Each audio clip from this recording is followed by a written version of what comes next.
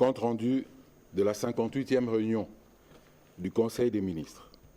Son Excellence, Monsieur le Président de la République, chef de l'État, Félix Antoine Tshisekedi Tshilombo a présidé ce vendredi 12 septembre 2025 à la Cité de l'Union africaine à Kinshasa la 58e réunion ordinaire du Conseil des ministres du gouvernement de la République. 4 points étaient inscrits à l'ordre du jour, à savoir 1.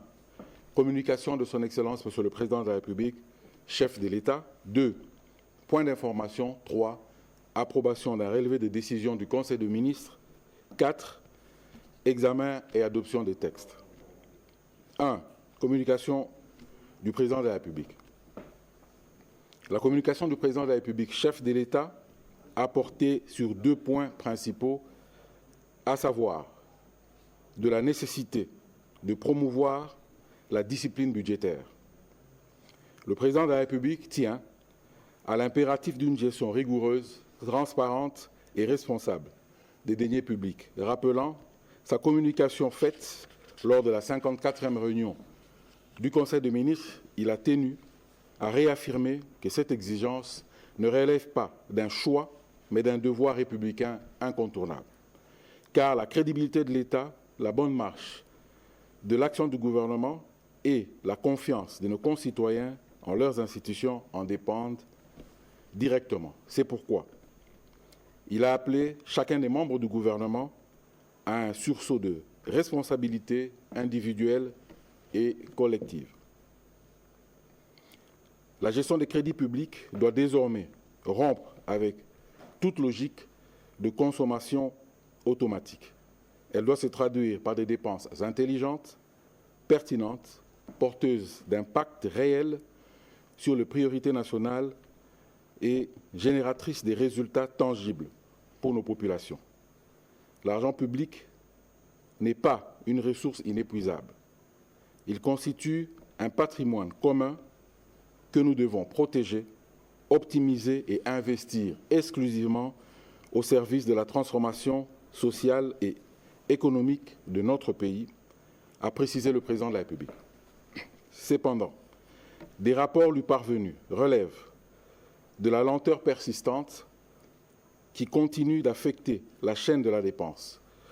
Pour y remédier, il a instruit le vice-premier ministre, le ministre du Budget, ainsi que le ministre des Finances, de mettre en place un mécanisme conjoint, permanent et opérationnel de liquidation et de paiement.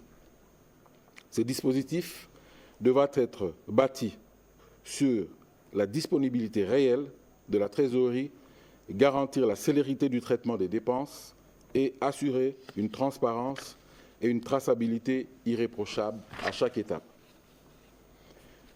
Le Président de la République attend de cette initiative non seulement une fluidité accrue de la chaîne de la dépense publique, mais également une responsabilisation renforcée de l'ensemble des ordonnateurs et gestionnaires.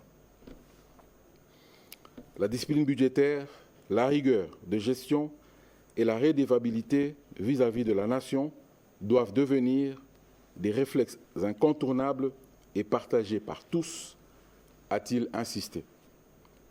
De la gestion de l'impact des travaux d'aménagement de la voirie urbaine de Kinshasa sur la fourniture d'eau et électricité. Bien que nécessaires et porteuses d'espoir pour la modernisation de nos infrastructures routières, les travaux d'aménagement de la voirie urbaine causent régulièrement des dommages graves aux installations de la Régie des eaux et de la SNEL, lesquelles privent temporairement des milliers d'habitants de l'accès à 2 services sociaux de base indispensables, l'eau et l'électricité. Face à cette situation, le Président de la République a rappelé que si la modernisation des infrastructures routières constitue une priorité nationale, dans le cadre de la vision de développement urbain et d'amélioration de la mobilité, elle ne peut en aucun cas se faire au détriment de la fourniture régulière et fiable de l'eau et de l'électricité. Nos politiques publiques doivent viser la complémentarité et la cohérence, d'autant plus que la réussite d'un chantier d'infrastructure se mesure aussi par la capacité à améliorer la qualité de vie de nos concitoyens et non à l'altérer, a-t-il insisté. Le ministre des Infrastructures et Travaux publics ainsi que le ministre des Ressources hydrauliques et électricité ont été instruits à travailler en synergie étroite, en coordination permanente avec la Régie des eaux et la SNEL pour dresser un état des lieux complet de la situation et adopter des mesures correctives préventives. Le président de la République a souligné l'importance d'instaurer des mécanismes de concertation en amont de tout chantier afin d'identifier les risques sur les réseaux existants, de prévoir des dispositifs techniques de protection et d'assurer la répartition rapide et efficace des éventuels dommages. Il a recommandé également l'intégration d'un protocole standardisé de coordination entre les services techniques, les ministères concernés, les entreprises contractantes et les opérateurs publics. Ce protocole devra prévoir des inspections préalables des sites, des cartographies actualisées, des réseaux souterrains, ainsi que d'un système de communication d'urgence en cas d'incident.